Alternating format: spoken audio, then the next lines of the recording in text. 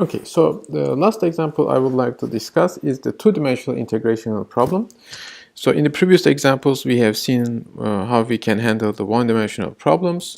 So what happens if we have a higher dimensional integration problem? So for example, as I mentioned, numerical integration methods like the quadrature methods, they would work fine for two or three dimensional problems, but if you have a higher dimensional problem, actually Monte Carlo will be your first choice.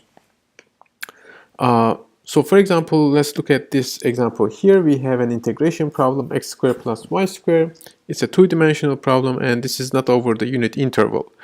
So in order to bring this to the Monte Carlo's uniform number generators, basically we need to convert these integration domains to 0, 1. And this can be done by simply following the same process as we did in the one-dimensional case.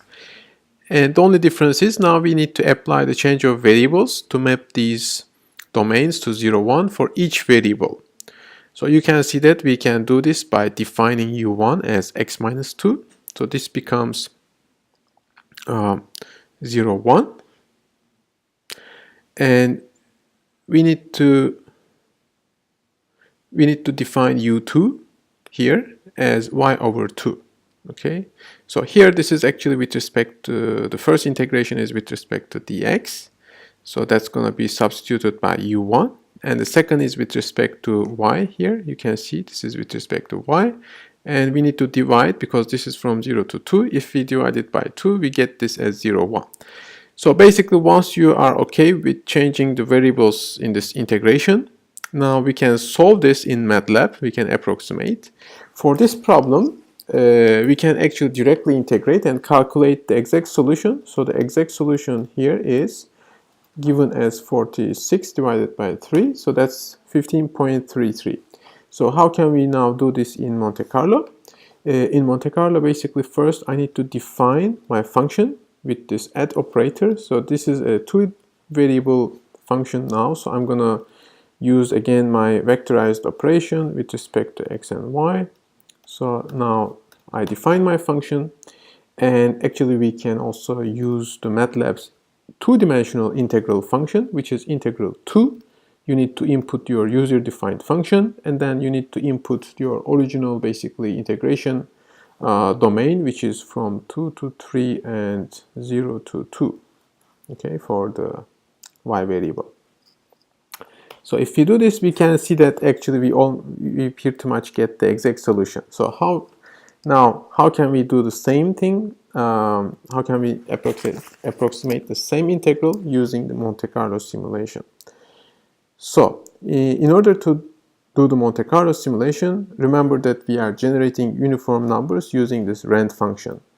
So I'm going to take the sample average basically of my function evaluated, but notice that we have this scaling and we have these change of variables. So everything now should be done with respect to u1 and u2. So we will do this by basically 2 times. Let's do the vectorized again operations here. So I'm going to evaluate my function using the vector of random numbers. So suppose I generate 1000 of them, and for each coordinate I need to have the same dimensions. But I should not forget that this is going to be scaled by 2, and this is going to be shifted by 2 here. Okay, so let's see.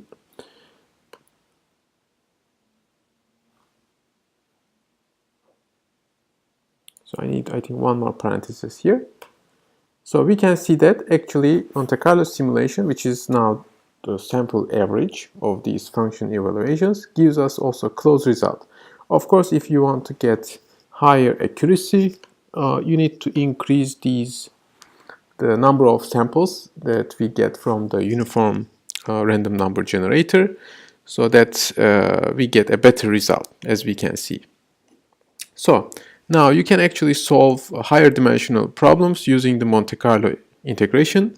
Monte Carlo integration is nothing but simply taking the sample mean, and we are guaranteed by the strong law of large numbers as we increase these sample sizes that we are generating the uniform numbers, our result will converge to the true population mean, which is the expected value or the original integral that we are trying to solve. Okay, thank you.